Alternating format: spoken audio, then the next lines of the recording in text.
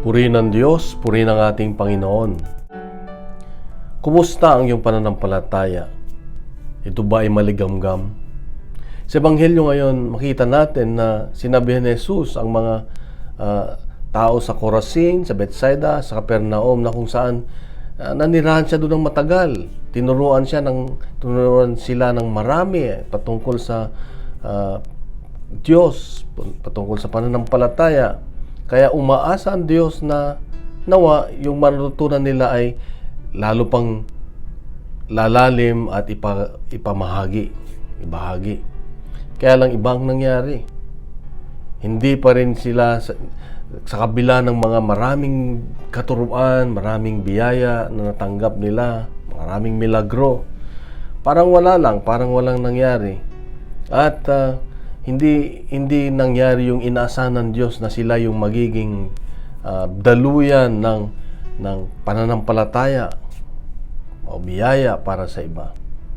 So ang paalala ng Diyos sa atin ngayon, kapatid, ay yung mga bagay na natutunan natin mula pagkabata na maaaring tinuro sa atin ng ating mga magulang, ng ating mga guro sa eskwelahan o ng ating simbahan, umaasa ang Diyos na ito ay lumalago, na ito ay lumalalim at huwag yung maligamgam na pananampalataya.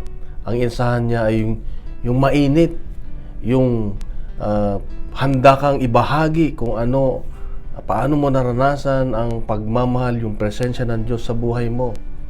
Meron ba tayo nun? Kapatid, ang inasahan ng Diyos sa atin ay yung pananampalataya na lumalago. Dahil kung ang pananampalataya natin ay patay-sindi o maligamgam, darating ang time, darating ang panahon, ito ay mamamatay. Kaya nga, ang hamon ng Diyos sa atin ay araw-araw, oras-oras ay palagi nating palalimin ang ating pananampalataya sa pamamagitan ng pakikinig ng salita ng Diyos, pagbabasa sa salita ng Diyos, panalangin, pagsisimba, o mga bagay na nakikinig tayo sa ating Diyos dahil sa pakikinig sa ating Panginoon, lumalago, lumalalim ang ating pananampalataya. Kapatid, ito ang inasahan ng Diyos sa atin. Mahal ka ng Diyos, mahal ako ng Diyos, mahal tayo ng Diyos. Bukas muli, meron siyang magandang mensahe. Pagkalat natin ang mabuting balita. Ang mabuting balita ay ang Diyos mismo. Huwag tayong maniwala sa mga fake news. God bless and God is good.